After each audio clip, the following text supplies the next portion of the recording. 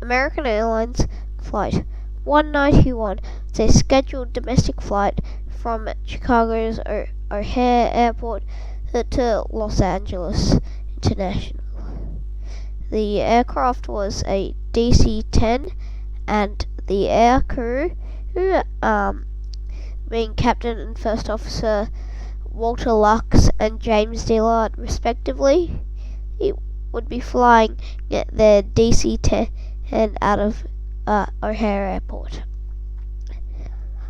The air crew throttled up, all was normal except just after rotation, maybe a few seconds, something passed over the wing, and then all the captain's instruments went blank.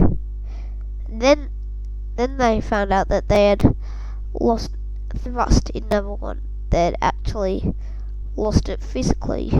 It was the object that passed over the wing, but it missed the tail assembly, which gave them a bit more of a chance. So then they follow the procedure for an engine failure, which was to throttle back engine power, but then the left wing started dipping. It started to dip more until the aircraft was losing altitude. The aircraft then crashed in a very strong left bank and nose down attitude near a hangar. This only happened 32 seconds after takeoff. So, what had caused all of this? Well, the main cause was because of American Airlines procedures. The procedures for maintenance, mainly, but also another reason why they couldn't save the plane.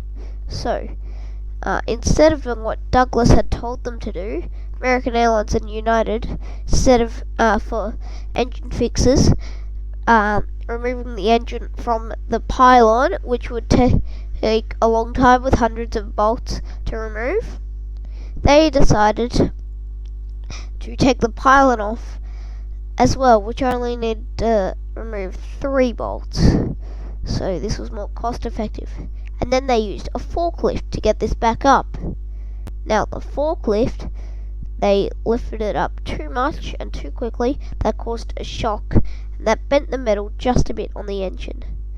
And then this caused a fatigue crack, which developed to break one of the pylon assemblies, specifically the rear one, causing the front one to fail and the engine to pass over the wing and fall off.